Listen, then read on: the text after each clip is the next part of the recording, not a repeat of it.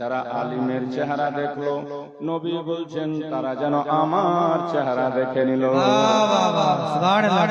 নারে তাকবীর, নারে রিসালাত, মাসলাকে আলা হযরত, নারে তাকবীর।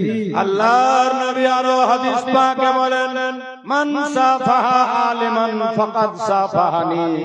যারা আলিমের সঙ্গে মুসাফা করলো, মুফতি জুলফিকার সাহেবের মতো আলিমের সঙ্গে মুসাফা করা, আল্লাহর নবীর সঙ্গে মুসাফা করা।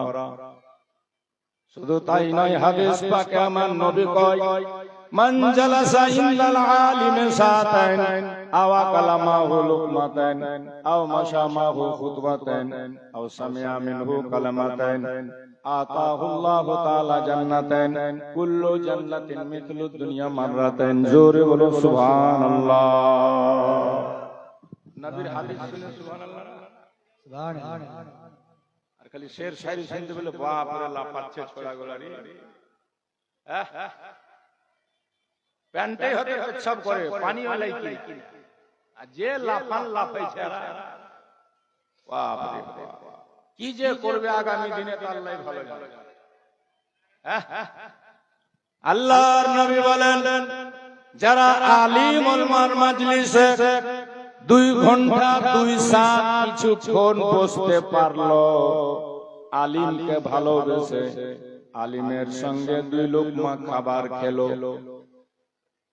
আলিমের সঙ্গে 2 কদম হেঁটে গেল, আলিমের কাছ থেকে 2টি কথা শুনলো, যারা আলিমা হাক্কানি রাব্বানি এদের সোহবতে যারা বসলো, আমার নবী বলছেন আল্লাহ তাআলা কিয়ামতের মাঠে ওই সমস্ত মানুষগুলোকে 2টি করে জান্নাত দান করবে।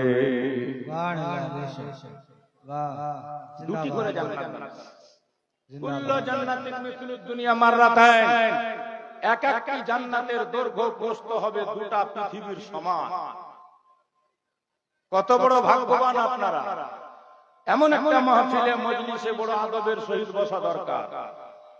যতক্ষণ আল্লাহ আপনাকে তৌফিক দিয়েছে, আলিম ওলামার মাহফিলে এসে সোহবতে এসে বসে কাটান, কাল কিয়ামতের মাঠে এটাই কাজ দিবে ইনশাআল্লাহ। কারণ আলিম ওলামার ব্যাপারে যেহেতু এটা শিক্ষা প্রতিষ্ঠান, এখান থেকে ছেলেরা বেরিয়ে আলিম হবে, এখান থেকে ছেলেরা পড়ে হাফিজ হবে, এখান থেকে ছেলেরা পড়ে মুফতি হবে। তাই মনে পড়লো হাদিসের কয়েকটি টুকরা। কাল কিয়ামতের মাঠ হবে, ময়দান হবে, একটা লোকের নেকি বদি ওজন হবে, দেখা যাবে তার জীবনে কোনো নেকি নাই, তাকে জাহান্নামে যাওয়ার আদেশ হয়ে যাবে। আল্লাহ পাক দয়া করে বলবেন ফেরেশতাদেরকে, এ ফেরেশতারা আমার এই বান্দাকে একটু জিজ্ঞেস করো তো, সে কোনদিন কোন আলিমকে ভালোবেসেছিল কিনা, কোন আলিমের সঙ্গে তার সম্পর্ক ছিল কিনা। যদি কোন আলিমের কাছে উঠা বসা করে থাকে, আমি আল্লাহ সেই আলিমে হাক্কানির বরকতে আজ তাকে ক্ষমা করে জান্নাত দিয়ে দেব। সে লোকটা বলবে না আমি কোন আলিমের সঙ্গে বসিনি, আলিমের মজলিসে বসতাম না। আল্লাহ পাকের হুকুম হবে, আবার ফেরেশতারা তাকে জাহান্নামের দিকে নিয়ে যাবে। কিন্তু আল্লাহ তো রহিম, আল্লাহ তো রহমান, আল্লাহ তো গফুর, আল্লাহ তো মেহেরবান, আল্লাহ বাপ চাইতে মা চাইতেও বেশি দয়ালু ক্ষমাশীল। আল্লাহ বলবেন, আল্লাহ চাইবেন আমার বান্দাকে আমি কোনো মতো মাফ করে দিই। তাই আল্লাহ বলবে ফেরেশতারা তাকে আরেকবার জিজ্ঞেস করো, তার গ্রামে কেউ কোন হাক্কানি আলিম ছিল কি ছিল না? সে বলবে না ছিল না। পাশের গ্রামে বলবে ছিল না, তো বলবে আল্লাহ তাকে জিজ্ঞেস করো তার কোন দোস্ত, তার কোন বন্ধু এমন ছিল কি ছিল না যার বন্ধুত্ব কোন আলিমের সঙ্গে ছিল। ও আলিমের কাছে বসেনি, ওর পাড়ায় আলিম ছিল না, ওর বংশে আলিম ছিল না, ওর খানদানে আলিম ছিল না, তবে এমন একটা লোকের সঙ্গে তার বন্ধুত্ব ছিল কি ছিল না যার কোন বন্ধু আলিম ছিল। তখন লোকটা স্বীকার করবে নাম, হ্যাঁ ইয়া আল্লাহ আমার বন্ধু তো আলিম ছিল না, তবে আমার বন্ধুর বন্ধু একজন আলিম ছিল। আল্লাহ বলবেন ফেরেশতারা আমি তার বন্ধুর বন্ধু একজন হাক্কানি আলিমের বরকতে আজ আমার এই বান্দাকে ক্ষমা করে দিলাম। সুবহানাল্লাহ, সুবহানাল্লাহ।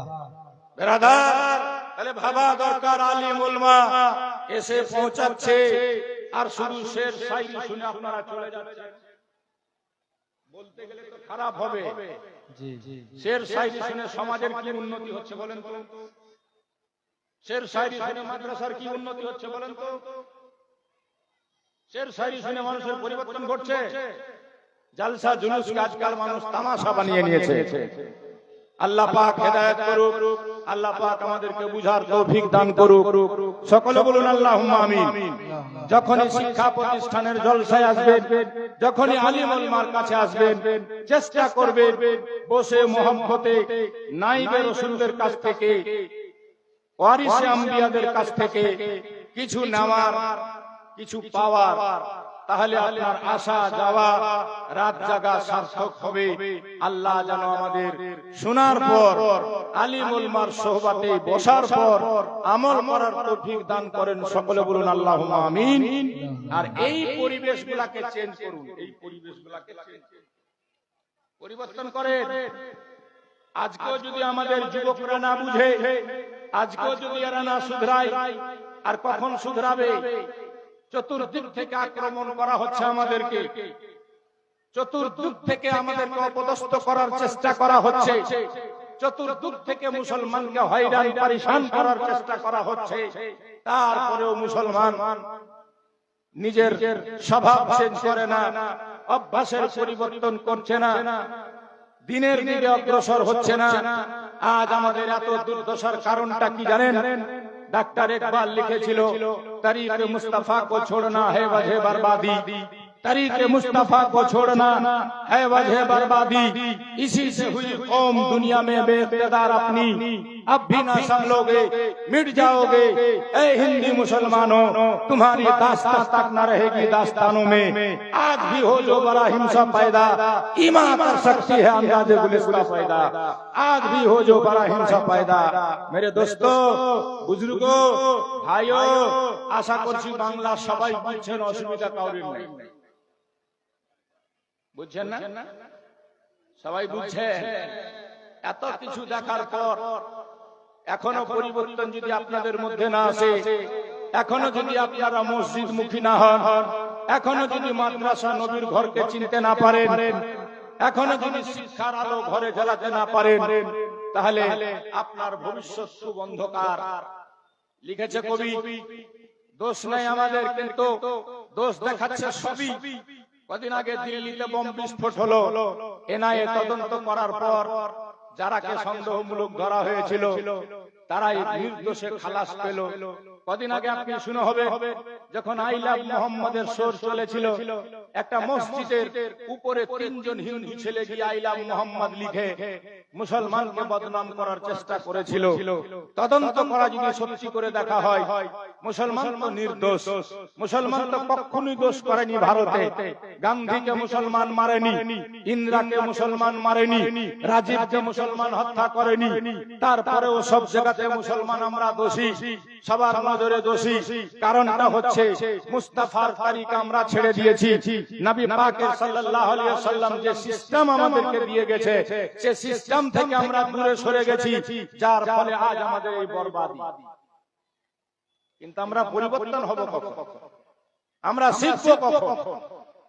আমরা আলিম উলমাকে দেখলে পালাচ্ছি, আলিম উলমার সোহবতে আমরা বসতে রাজি নাই, কোরআন হাদিসের কথা আমরা শুনতে রাজি নাই, নবীর আখলাক আদর্শ নিয়ে যারা আলোচনা করে তাদের কথা আমরা শুনতে রাজি নাই। যাই হোক, আমি আল্লাহর কাছে দোয়া করি, আল্লাহ পাক যেন আমাদের মধ্যে পরিবর্তন ঘটাবার তৌফিক দেন। সকলে বলুন আল্লাহুম্মা আমিন। আমি যে প্রথম আয়াতটি পড়েছি, আল্লাহ পাক বলছেন ঈমানদারগণের উদ্দেশ্যে, হে ঈমানদারেরা, তোমরা আল্লাহকে ভয় করো, ভয় করার মতো, আর পুরোপুরি মুমিন না হয়ে তোমরা মরে যাও।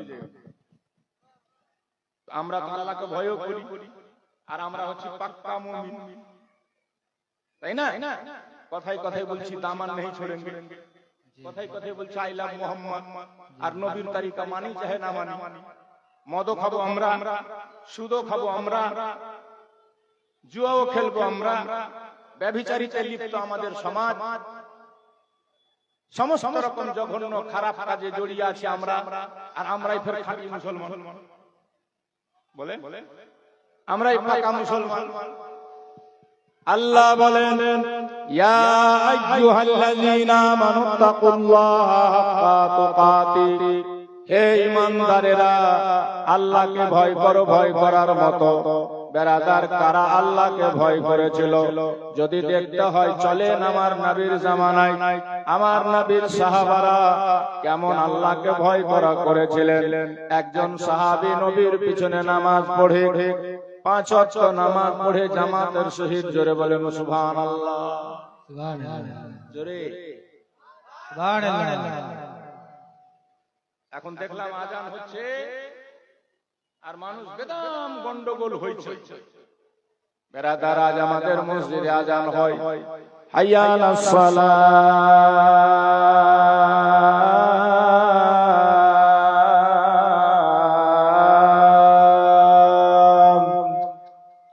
এসো নামাজের দিকে। এর মানে হলো কি? আপনি চললেন দোকানের দিকে, আজান চলছে, মোবাইলে গান চলছে, আজান চলছে, মানুষ হইচই বন্ধ করে না। নবী পাক বলেছেন, আজান শোনার পরে যারা চুপ থাকে না, আজানের জবাব দেয় না, খামোশ থাকে না, এদের মৃত্যুটা যে কোনো সময় বেঈমান হয়ে হতে পারে। বলুন নাউজুবিল্লাহ।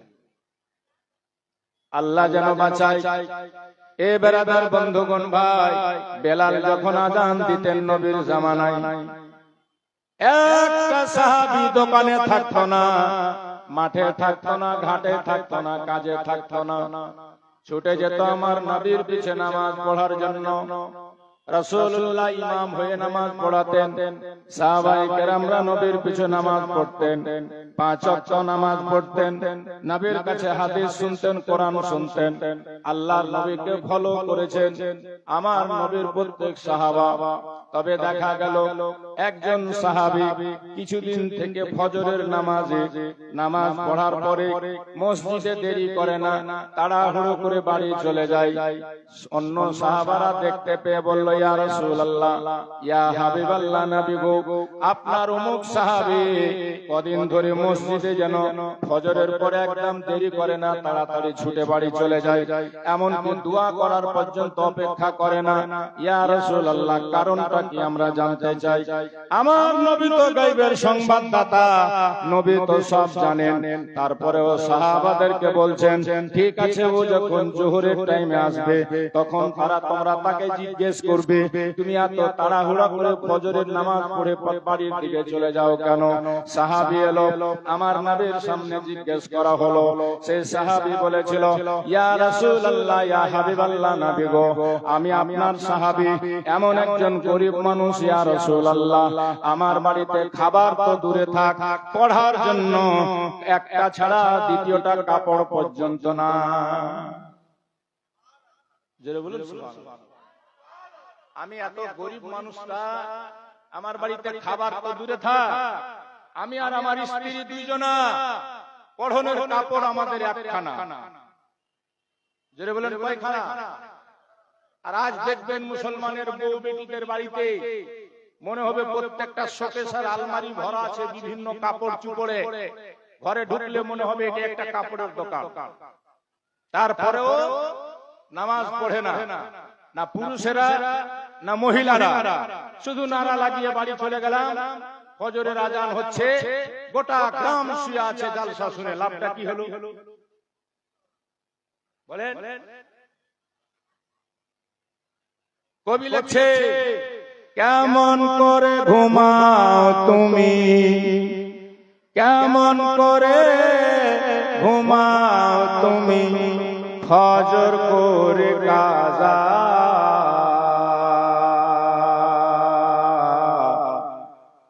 এমন তো হতে পারে তোমার জোহরে জানাজা। মানুষ এমন তো হতে পারে তোমার জোহরে জানাজা। এ ব্রাদার, সাহাবী বলে, ইয়া রাসূলুল্লাহ, ইয়া হাবিবাল্লাহ,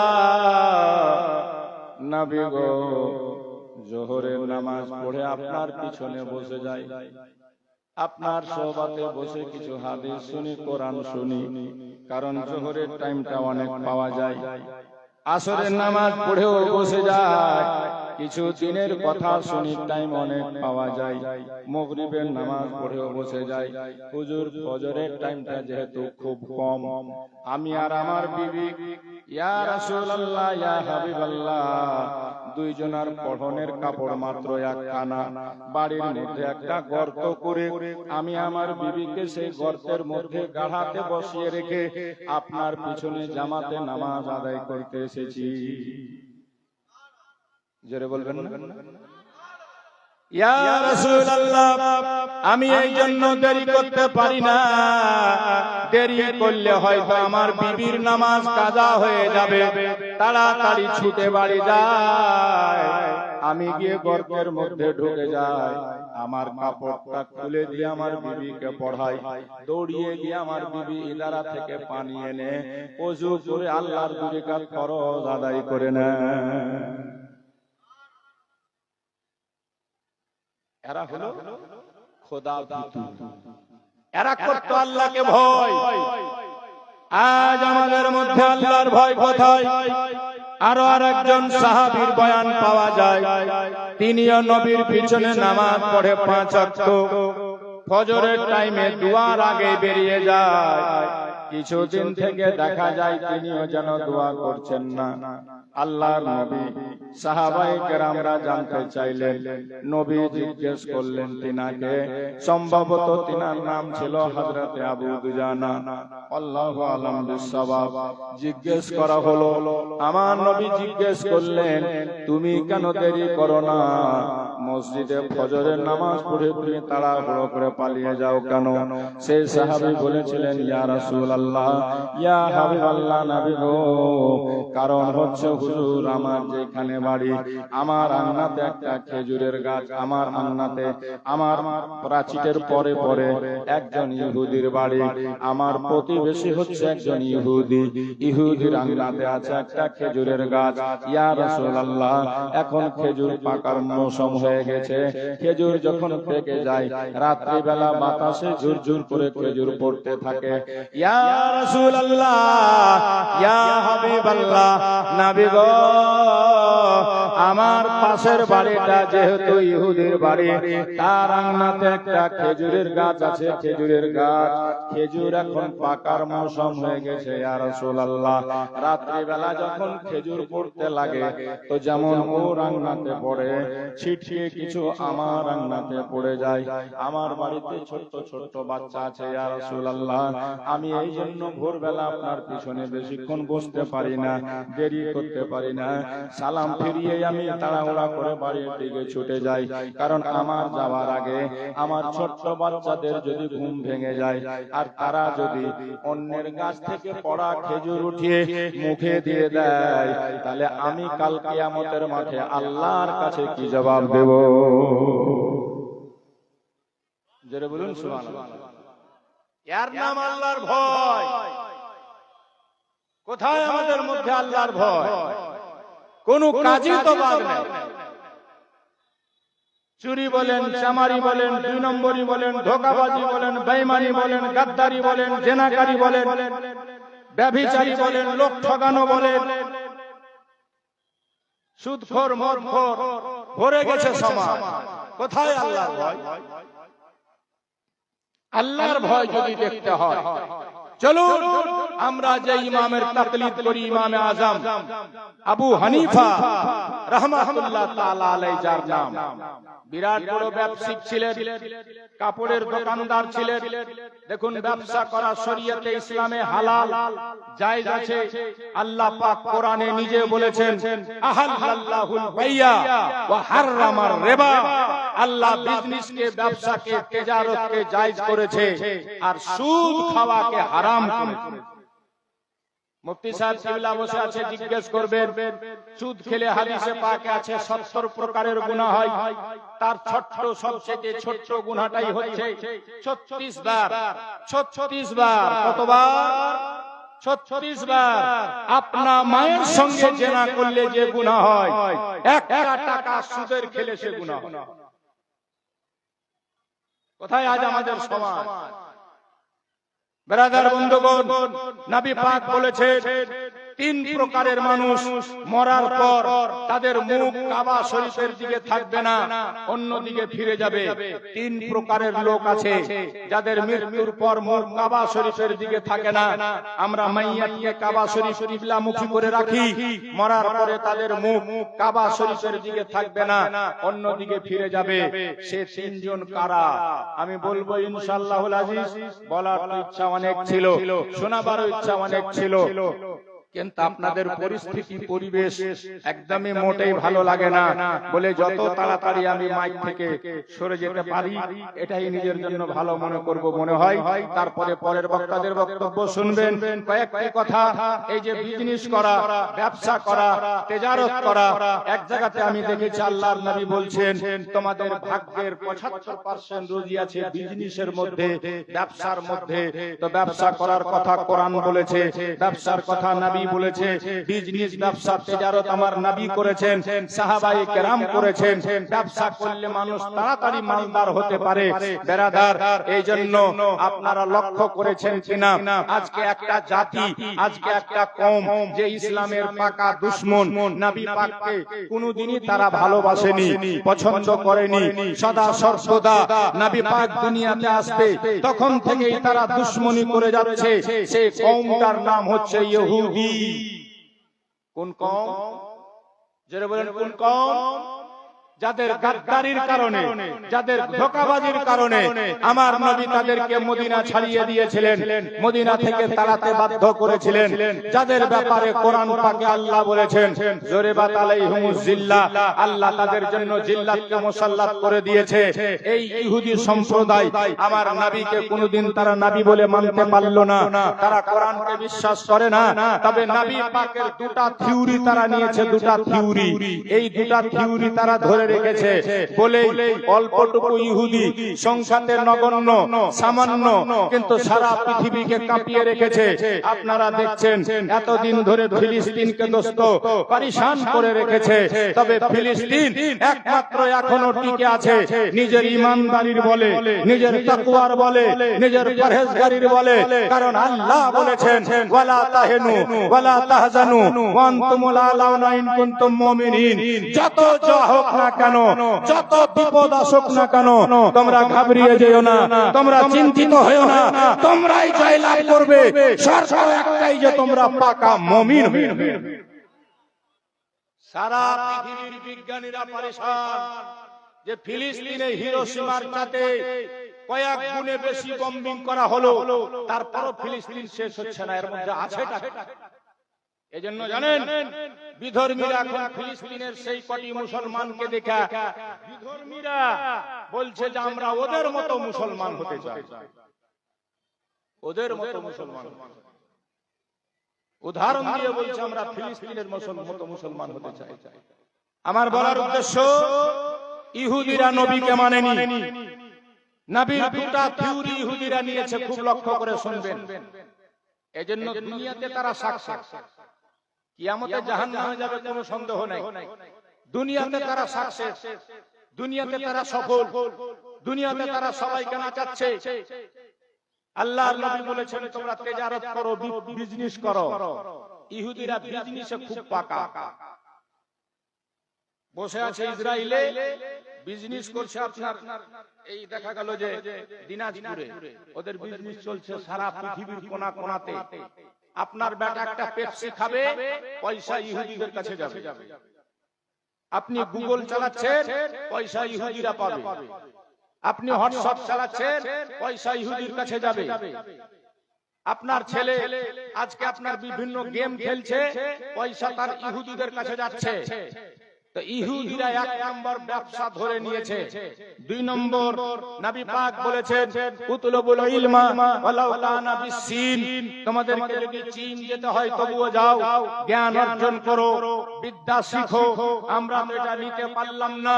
নবী বলছেন উতলুবুল ইলমা মিনাল মাহদি ইলাল লাহাদ, মায়ের কোল থেকে কবর যাওয়া পর্যন্ত তুমি জওয়ান হও, তুমি বুড়া হও, তুমি যাই হও, ইলম শিখতে থাকো, বিদ্যা অর্জন করতেই থাকো।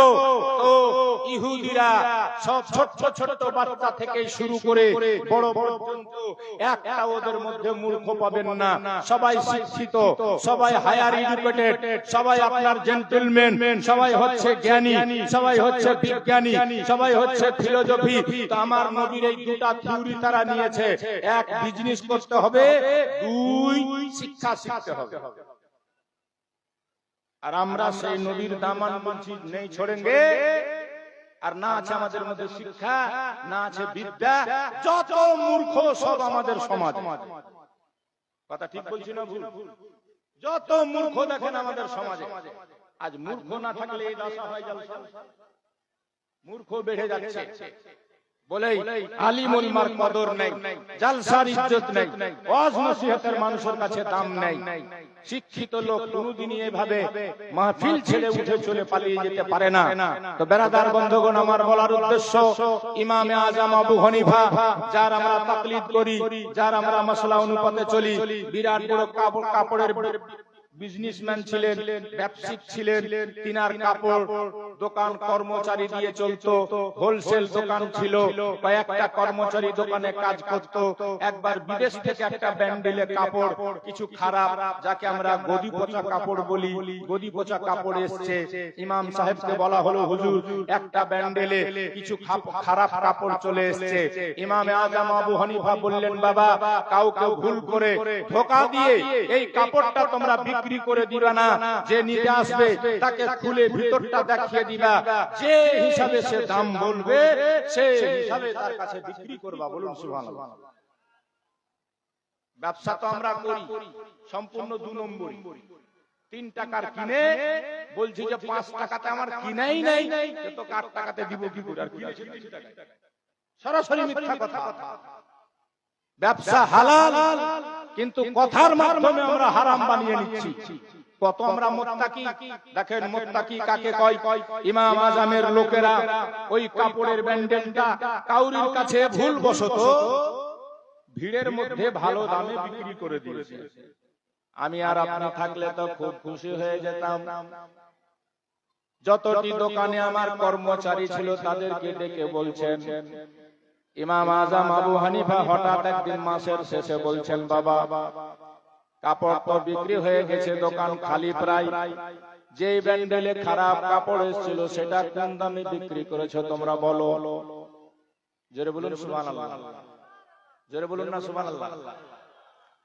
কর্মচারীরা বলেছিল, হুজুর ভিড় ভাড়ার মধ্যে ভালো দামে বিক্রি হয়ে গেছে। ইমাম আজম আবু হানিফা সঙ্গে সঙ্গে অসন্তুষ্ট, নারাজ হয়ে গেলেন। আর সমস্ত দোকানদারকে, কর্মচারীকে বললেন, তোমরা আমার দোকান থেকে বেরিয়ে যাও, তোমরা আমার দোকানে থাকার যোগ্য নয়।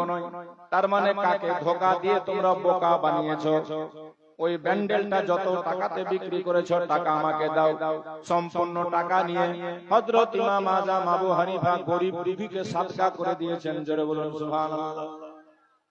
আমি আপনি থাকলে তো 10 টাকা দিয়ে বলতাম, যা তোরা চা মিষ্টি খেয়ে আই, ভালোই উপকার করেছিস, আমার পচা গদিকে ভালো দামে বিক্রি করে দিয়েছিস নাকি?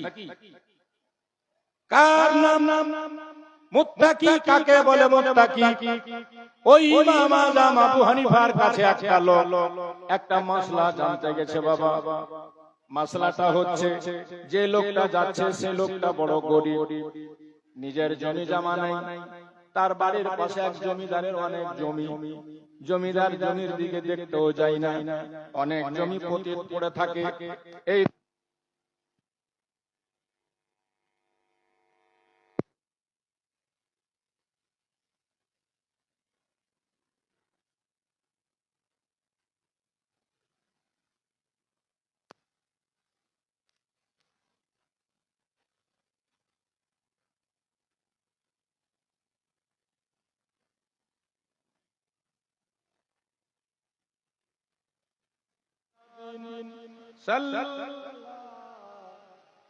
मोहम्मद जोरे जोरे हरदम जुबान से निकालो पाक नामे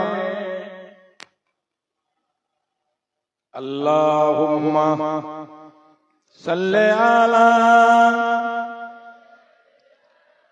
मौलाना मुहम्मद वाला आले।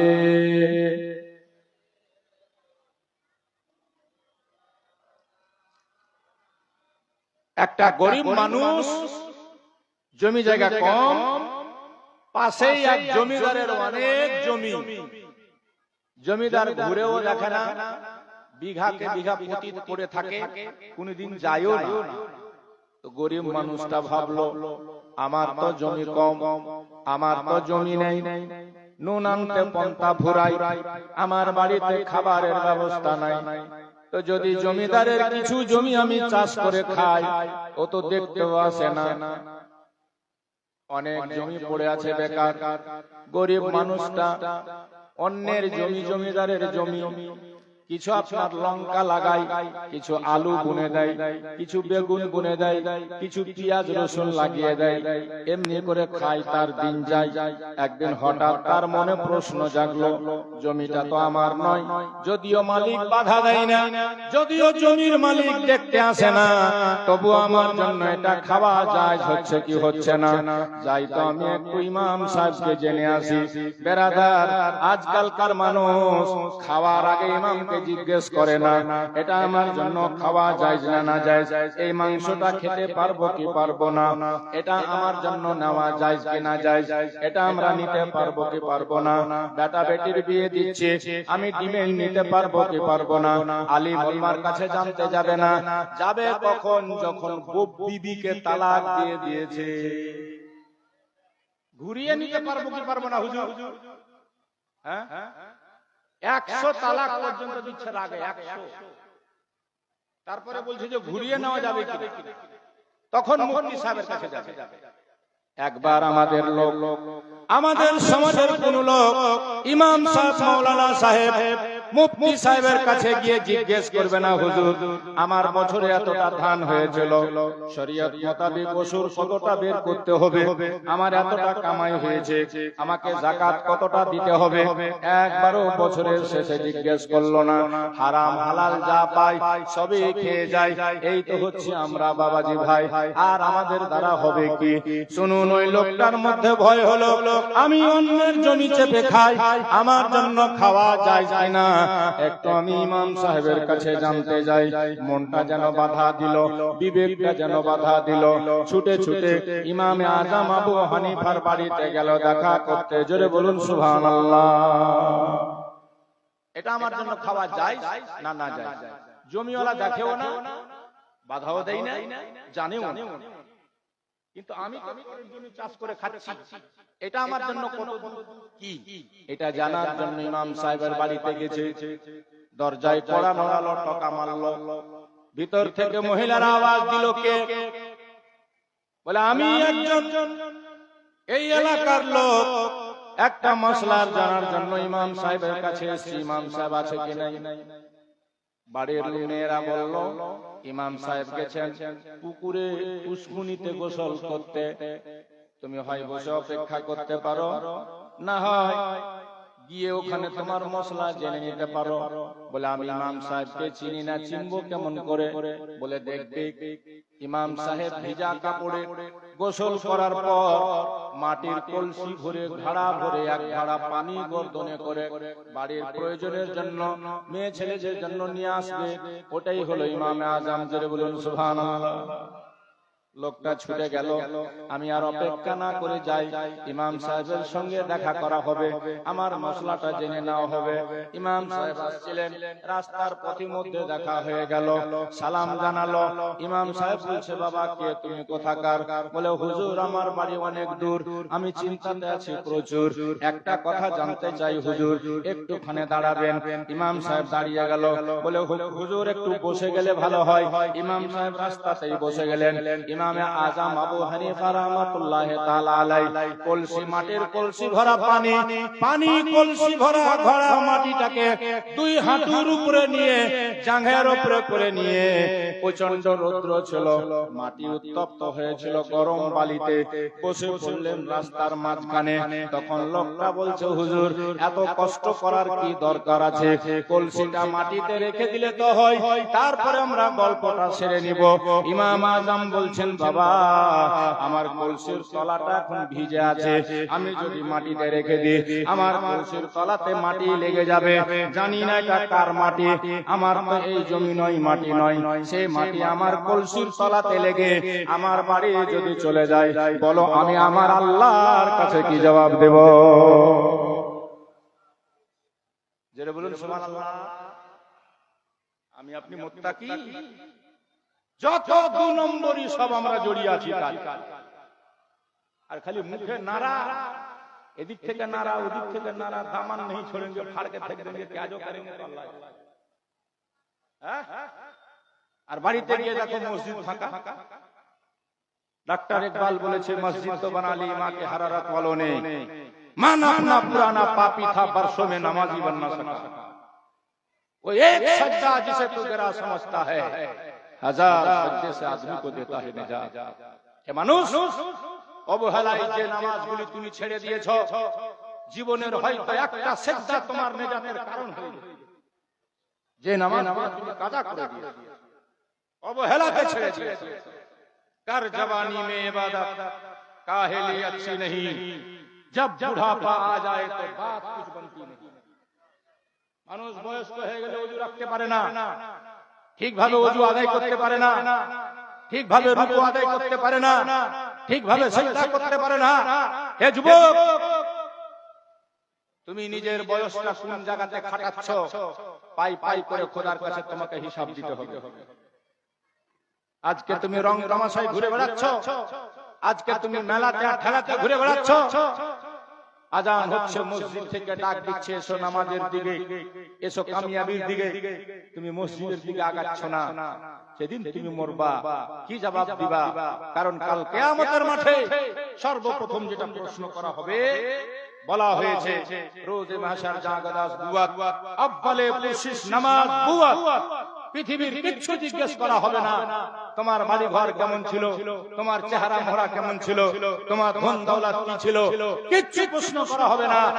রোজ কিয়ামতের কঠিন দিনে আল্লাহর সন্নিকটে কিয়ামতের মাঠে সর্বপ্রথম যখন আল্লাহর সম্মুখীন বান্দা হবে, সবাই নফসি নফসি করবে, জমি পুড়ে তাম্বা হয়ে যাবে।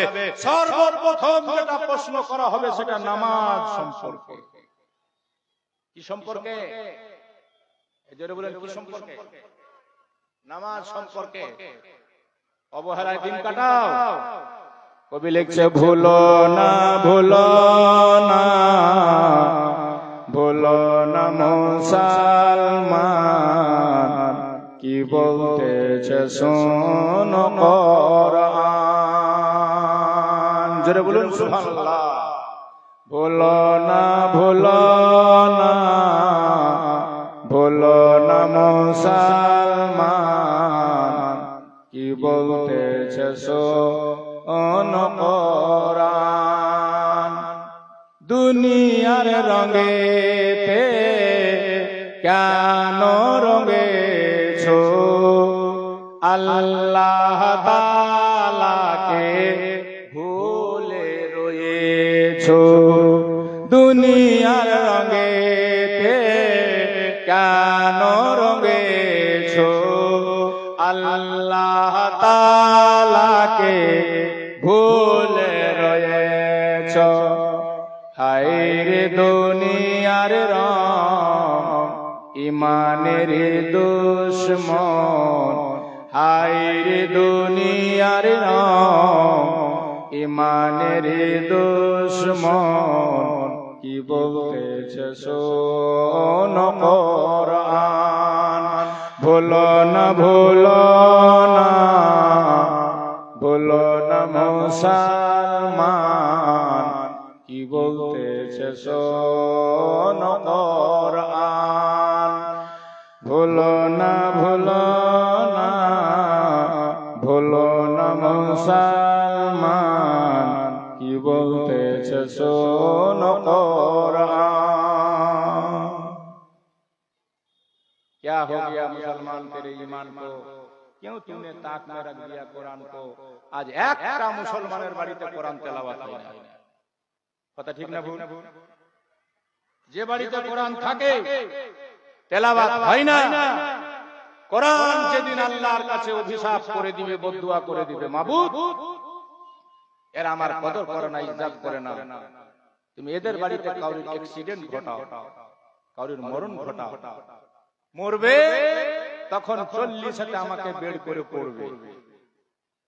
আর এমন একদিন সময় আসবে, বলা হয়েছে কোরআনের যখন আর আপনি ইজ্জত করতে পারবেন না, আল্লাহ পাকের কালাম আল্লাহ নিজ হিফাজতে তুলে নিবে, সাদা খাতা হয়ে থেকে যাবে। বেরাদার বন্ধুগণ ভাইরা আমার, এখনো সময় আছে। अब भी ना बदलोगे मिट जाओगे ए हिंदी मुसलमानों, तुम्हारी दास्तान तक ना रहेगी दास्तानों में। তাই এখনো সময় আছে। আজ আমরা কোনো অপরাধ না করে অপরাধ আমাদের ঘাড়ে চাপিয়ে দেওয়া হয়। আজ আমাদেরকে সবাই সন্দেহ করে, আজ আমাদেরকে কেউ ভালো নজরে দেখছে না। কারণ একটাই, নবী মুস্তাফার তরিকা ছেড়ে আমরা অন্যদের তরিকা অবলম্বন করছি, ইহুদি খ্রিস্টানকে ফলো করছি। আজ আমার ছেলে, আপনার ছেলে, আজ আমার মেয়ে, আপনার মেয়ে, দেখবেন স্কুলে যখন সরস্বতী পূজা হয়, আপনার মেয়ে শিক্ষা দেবী বলে করে নাউজুবিল্লাহ মিন জালিক সেজে গুজে স্কুলে পূজা দিতে যাচ্ছে। আপনি কোন কোয়ালিটির মুসলমান? আপনার মেয়ে পূজাতে চলে গেল। বেরাদার বন্ধুগণ ভাইরা, আপনার মেয়ে মেলাতে যাচ্ছে, আপনার কোনো খবর নেই। আপনার বউ বেটি ভিড় ভাড়ে যাচ্ছে, আপনার কোনো লক্ষ্য নেই। এই জন্য নবীজি বলেছেন হাদিস শরীফে, 3 প্রকারের মানুষ জান্নাতে যাবে না। জোরে বলেন কয় প্রকার? 3 প্রকারের মানুষ জান্নাতে যাবে না। আর 3 প্রকারের মানুষের মরার পর মুখ কাবার দিকে থাকবে না। এই দুটো কথা বলে আমি যাব চলে আপনাদের কাছ থেকে।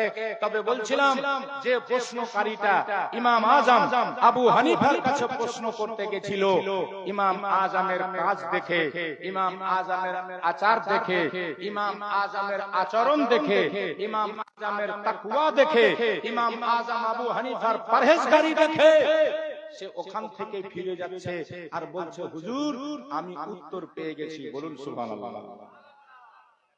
কি বলছে সে? আমি উত্তর পেয়ে গেছি।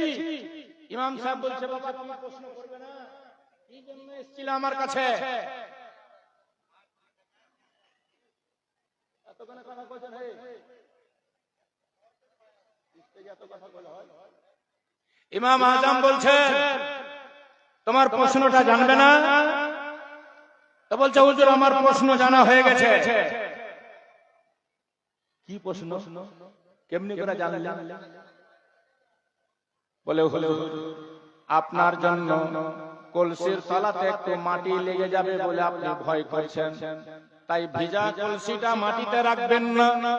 এটা যদি আপনার জন্য জায়েজ না মনে করেন, আমার জন্য অন্যের জমি কেমন করে চাষ আবাদ করে খাওয়া জায়েজ হবে? যারা বলুন সুবহানাল্লাহ। বাবাজি ভাইরা, আল্লাহ পাকের জন্য বলেছে ইমানদারেরা ভয় করো আল্লাহকে, ভয় করার মতো।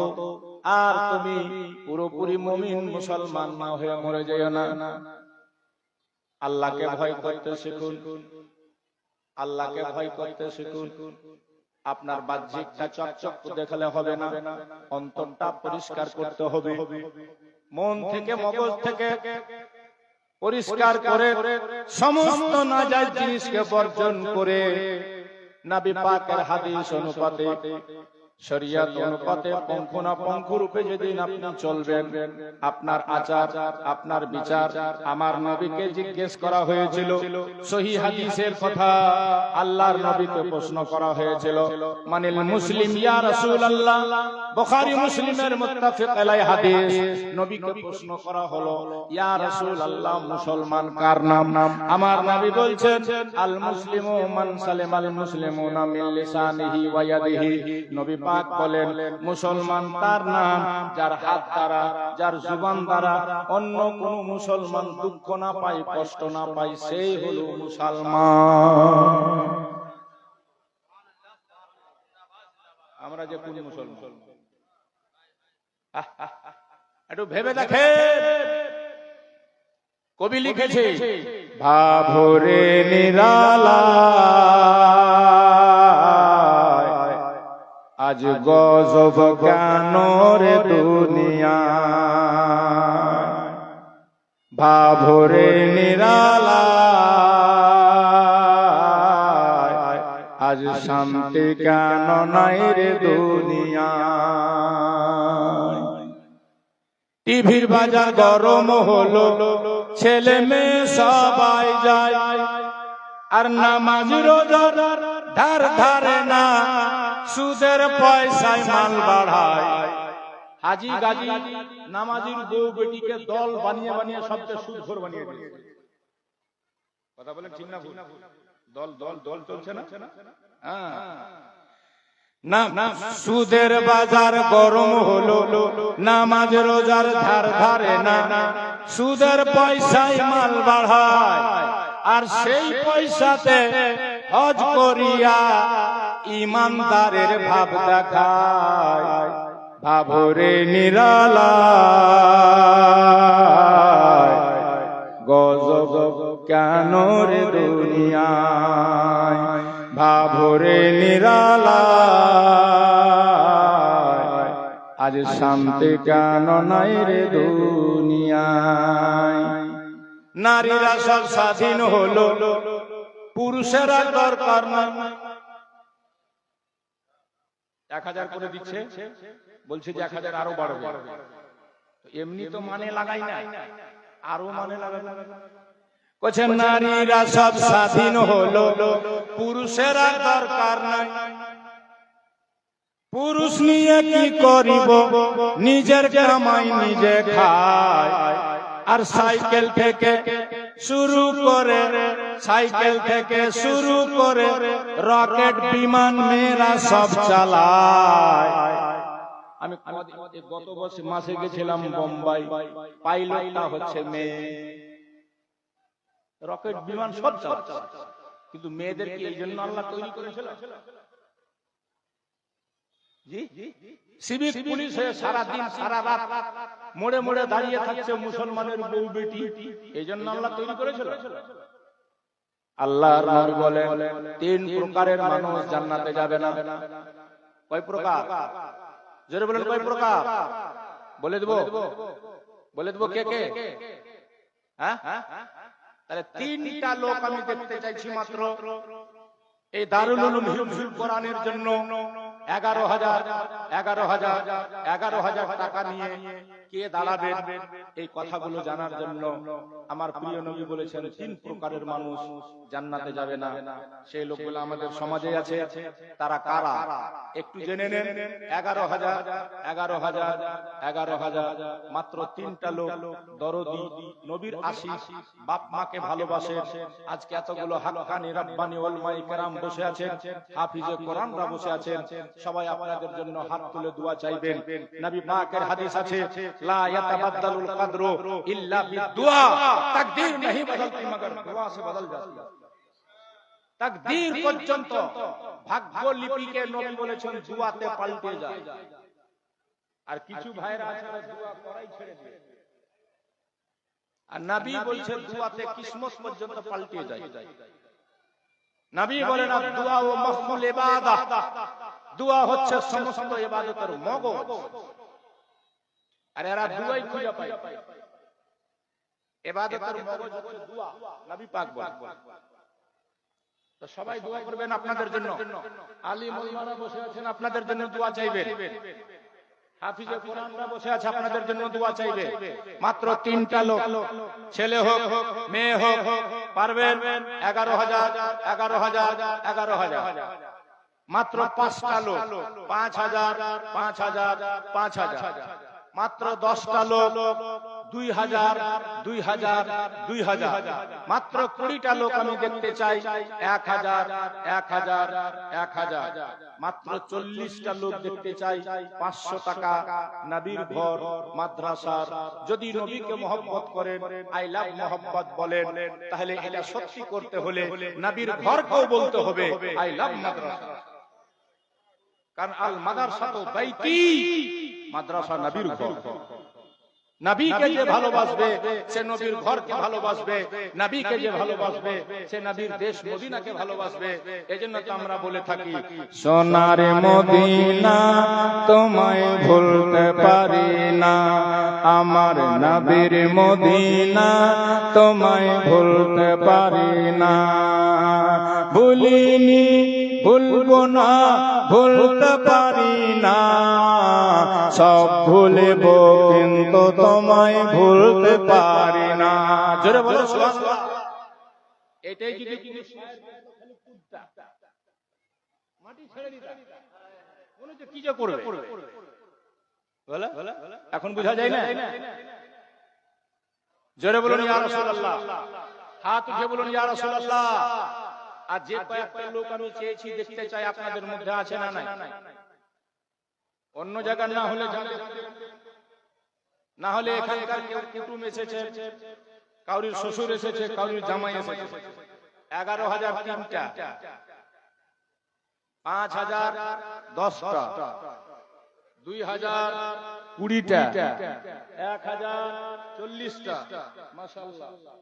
এই দেখেন এক বাবু আমার 500 টাকা দিয়েছে। নাম কি গে বাবু? নাম গে? আচ্ছা মাশাআল্লাহ, আমার মারা দরদি হয়।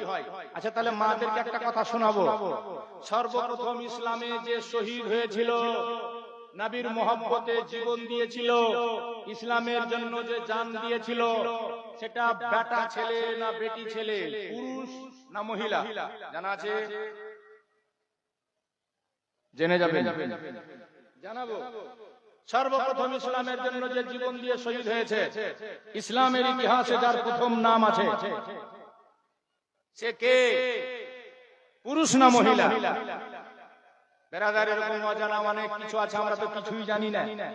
আমি যদি বলি নবী কটা মেয়ের দুধ খেয়েছে, আমরা জানি না। নবীর ছেলে মেয়ে কটা, আমরা জানি না। নবীর নানির নাম কি, নবীর দাদির নাম কি, আমরা বুঝি না। আর কি বুঝবো? খালি আইলা মোহাম্মদ মুখে মুখে গেলে হয়ে যাবে। আরে কিছু জানো, কিছু শিখো, আলিম ওলামার পাশে এসে বসো। আর কি লোক নাই? আর কেউ কিছু দিবেন না? এই গজলটা পড়তে পড়তে দেখি আমি কয়জন আছেন। সোনার মদিনা আমার নবীর মদিনা, আমার প্রাণের মদিনা, সব ভুলব কিন্তু তোমায় ভুলতে পারি না।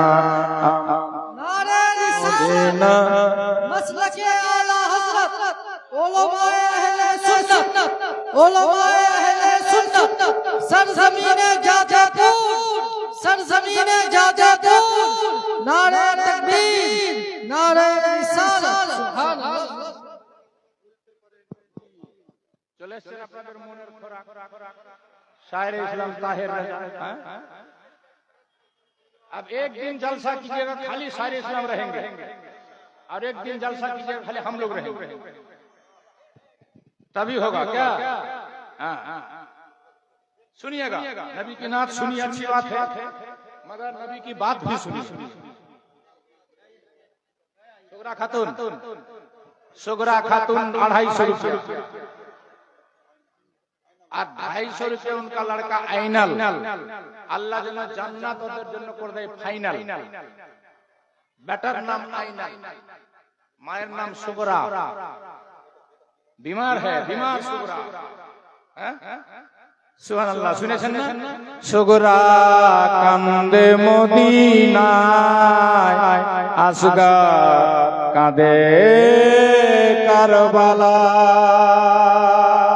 জোরে সুবহানাল্লাহ, এই জোরে সুবহানাল্লাহ বলো না। মোহাম্মদ ইয়া হুসেন 1000 কে দিল বাবা? এ বাবু ফারুক নামটাই ফারুক আজম। যেমন তেমন নাম না, 1000 টাকা দিয়েছেন দান। ফারুক আজম, আল্লাহ যেন কবুল করে, মনের আশা পূর্ণ করে। আমি কটা প্রশ্ন করেছি আপনাদের সামনে, মনে আছে? এ বাবা, बाद में कहिएगा फॉर्म नहीं, कुछ याद है ना? আমি যে প্রশ্ন করেছি মনে আছে তো? 3টা লোক জান্নাতে যাবে না। 3 প্রকারের মানুষ মরার পর মুখ কাবার দিকে থাকবে না। আর একটা ইসলামের ইতিহাসে সর্বপ্রথম শহীদ বেটা ছেলে না মা বোন? শুনবেন, কিন্তু নবীকে ভালোবাসতে হলে নবীর ঘরকে ভালোবাসতে হবে। ওই ভালোবাসা, আরে আমি 5000 বলেছি, আপনি 500 তো পারবেন, আসেন না? সুবহানাল্লাহ। আপনাদের চাইতে আমার মায়েরাই ভালো আছে। বিবি তাইফুন নেসা, বাপ মা, ওহো, নবী বলছেন হুমা জান্নাতুকা ওয়া হুমা নারুকা।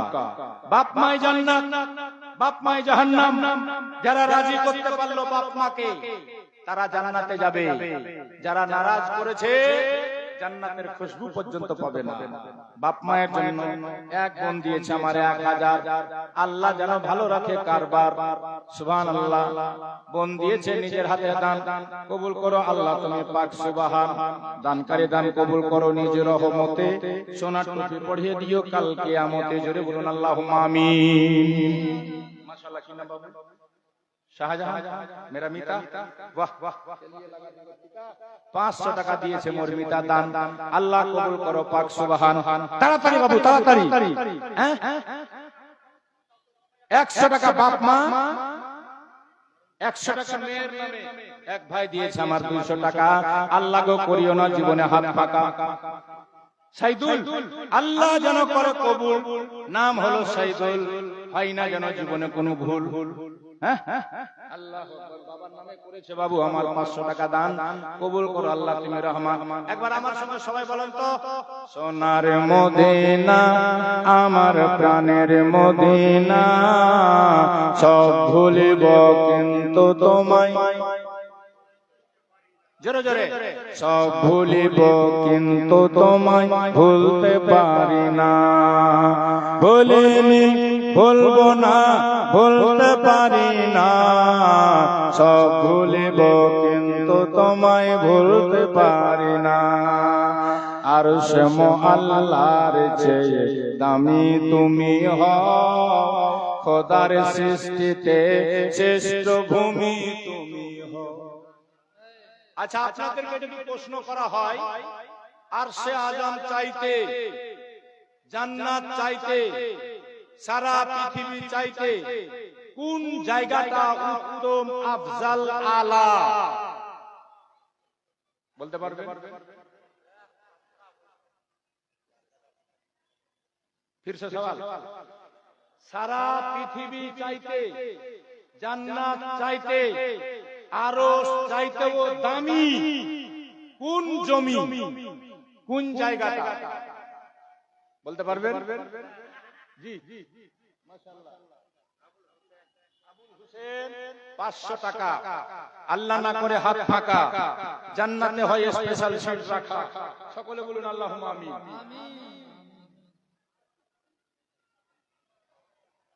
मरहूम जावेद की मां ने अपने बेटा के नाम से दिया है 500 रुपया। आहारे मां, आहा, এই জন্য তো ফের কবি লিখেছে ভাই, কত শোনাবো একদিনে। মায়ের এক ফোঁটা দুধের ঋণ শোধ হবে না কোনো দিন। জোরে সুবহানাল্লাহ, এ জোরে সুবহানাল্লাহ। যারা যারা মাকে ভালোবাসেন হাত উঠে বলেন ইয়া রাসূলুল্লাহ। কিছু লোক উঠাচ্ছে না, মানে শাশুড়িকে ভালোবাসে, ওরা মাকে ভালোবাসে না। মায়ের এক ফোঁটা দুধের ঋণ শোধ হবে না কোনো দিন, জন্ম জন্মান্তরে করিলে সাধনা দয়াবতী দরদিনী মা দয়াবতী দরদিনী হয় আমার মা দয়াবতী দরদিনী মা জোরে বলেন না সুবহানাল্লাহ। মুখ দিয়ে কথাও বের হয় না, সব না খেয়ে বসে গেছে। এত মাংস এত গোশ জলসাতে খেলে আর মুখ দিয়ে সুবহানাল্লাহ বলেননি, এখন 12টাও বাজেনি তাতে, তাহলে আর আগে কি হবে? আমি প্রশ্ন কি করেছি, সারা পৃথিবী জান্নাত থেকে আরশে আজম থেকে কোন জায়গাটার দাম বেশি উত্তম? কবি লেখছে শেরে শুনুন কবিতার মধ্যে, আর দানগুলো দিয়ে যান। কিছু পারবেন না আপনারা, 100 টাকা 200 টাকা 10 টাকা। বাপ মাকে ভালোবেসে একটু দোয়া করাবেন না? আচ্ছা, যদি শ্বশুর শাশুড়িকেই ভালোবাসেন তো তাদের নামে দিয়ে দেন। কাকে ভালোবাসেন আপনি তার নামে দিয়ে, আপনার ভালোবাসার নামে। কাকে ভালোবাসেন আল্লাহ ভালো জানে। আপনারা কাকে ভালোবাসেন? এই গামছা নিয়ে গেছিলেন মাদের দিকে, গামছা পাঠান, গামছা মাদের দিকে। শুনুন কবি লেখছে, আর সে আল্লাহর চেয়ে দামি তুমি হও, খোদার সৃষ্টিতে শ্রেষ্ঠ ভূমি। দিলাবার হোসেন দিয়েছে 200 টাকা। আল্লাহ করে হাত পাকা, আমিন জাযাকাল্লাহ। ছোট ভাইয়ের নামে বড় ভাই দিয়েছে দান, কবুল করো আল্লাহ তুমি রহমান, দানকারী দান কবুল করো নিজ রহমতে। সোনার টুপি পরিয়ে দিও কাল কিয়ামতে। সকলে বলুন আল্লাহুম্মা আমিন। আরে মুখ খুলে দোয়া দাও, বলো আল্লাহুম্মা আমিন। কোন জায়গাটার নাম শুনেন কবি লিখছে, আর সে আল্লাহর চেয়ে দামি তুমি হও, খোদার সৃষ্টিতে শ্রেষ্ঠ ভূমি তুমি হও। তোমার বুকে শুয়ে আছেন, তোমার বুকে শুয়ে আছেন, তোমার বুকে শুয়ে আছেন শাহে মদিনা। সব ভুলিব কিন্তু তোমায় ভুল। মা বাপ के नाम से भाई ने दिया, अल्लाह ताला कबूल फरमाए। आमीन। माशाअल्लाह। देखिए बाप के नाम से दिया, माँ के नाम से नहीं दीजिएगा। माँ जिंदा है तो क्या, माँ मर गई ना, जिंदा है तो सलामत रहे, अच्छी रहे। बाप के नाम से 200 तो माँ के नाम से कम से कम दीजिए ना, दीजिए। माँ अच्छी रहे। हाँ सुभान अल्लाह। রূপসানা কল্লা পড়া কোন দিয়েছে 100 টাকা। আল্লাহ না করে ফাঁকায় দেখেন মায়ের দরদি বেটা।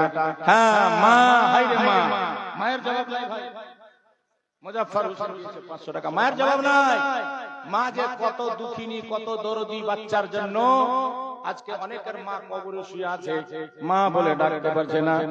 মা যার বেঁচে নাই তার মতো দুঃখী নাই, মা যার বেঁচে নাই তার মতো দুঃখী নাই, খালা ফুফু মায়ের মতো না। মা গো জান্নাতের চাবি আমার মা, বেহেশতের চাবি আমার মা। মা গো জান্নাতের চাবি আমার মা। 10 মিনিটের মধ্যে ভাই যে যা পারেন, যদি নবীকে একটু ভালোবাসেন, মহব্বত করেন, 10 টাকা 5 টাকা 1 টাকা যা উঠেছে দিয়ে যান তো। মা বাবা নামে দেখেন, মায়ের দরদি বেটা। সময় পেলে শোনাতাম মায়ের ফজিলত, মায়ের মহব্বত। সুবহানাল্লাহ। মায়ের জন্য মানুষ পাগল হয়ে দান করত, কিন্তু ইনশাআল্লাহ কোনদিন আজও অনেক বক্তা আছে, আরো শায়ের সাহেব আছে, আপনারা শুনবেন মন ভরে ইনশাআল্লাহ। সময় পেলে কোনদিন আবার খুলে বলবো আপনাদের সামনে। কয়েকটা প্রশ্ন করেছিলাম, 3 প্রকারের মানুষ জান্নাতে যাবে না, নবীর হাদিস বলে দেব। জোরে বলেন, বলে দেবো। এক, যার সাবালিকা বেটি বাড়ি থেকে বের হয় বেপর্দা, আজকে যতটি মেলাতে ঘুরলো বেপর্দা, এটা কার বেটি ছিল, কোথাকার বেটি ছিল, আপনারাই ভালো বলতে পারবেন। নবী বলেছেন যার সাবালিকা বেটি ঘর থেকে বের হয় বেপর্দা, আর বাপ দেখার পরেও কড়াকড়ি করে না পর্দার জন্য, সে বাপ হজ করে এসে মরলেও জান্নাতে যাবে না, জাহান্নামে যেতে হবে। তাহাজ্জুদ পড়ে মরলেও তাকে জান্নাত পাওয়া যাবে না, জাহান্নামে যেতেই হবে। দুই, যার বিবি, যার স্ত্রী ঘর থেকে বের হয় বেপর্দা, মাথার চুল দেখা যায়, কানের দুল দেখা যায়, রূপের বাহার দেখা যায়, স্বামী দেখার পরেও নিষেধ করে না, পর্দার জন্য কড়াকড়ি করে না, এই স্বামী তাহাজ্জুদ পড়ে মরলেও জান্নাত পাবে না। একে দাইয়ুস বলা হয়েছে। যার বিবি বেপর্দা তার পিছনে নামাজ হবে না। যদি ইমামের বিবি বেপর্দা হয় ওর পিছনে নামাজ পড়ে লাভ নাই, বক্তার বিবি বেপর্দা হয় ওর বক্তব্য শুনে লাভ নাই। বেরাদার বন্ধুগণ ভাইরা আমার, তিন, নবী পাক বলেছেন যে মেয়েরা চুস্ত কাপড় পরে সেজে গুজে নিজের আবরণকে জাহির করে অপরকে আকৃষ্ট করার জন্য রাস্তাঘাটে ঘুরে বেড়ায়, এদিক থেকে ওদিক যায়, ওদিক থেকে ওদিক যায়, দেখবেন মেলা খেলাতে ঘুরে বেড়ায়, আল্লাহর নবী বলছেন এই মেয়েগুলা দলে দলে জাহান্নামে যাবে, এরা জান্নাতে যাবে না। আমার কথা ফিনিশ হয়ে গেছে, বাকি কয়েকটা প্রশ্ন থেকে গেল, হায়াত বাকি, মোলাকাত বাকি। যদি আমি কিছু ভুল বলে থাকি, কোরআন হাদিস বলতে গিয়ে যদি ভুল করে থাকি, তওবা করছি। সকলে পড়বেন আস্তাগফিরুল্লাহ রাব্বি মিন কুল্লি যামবিন।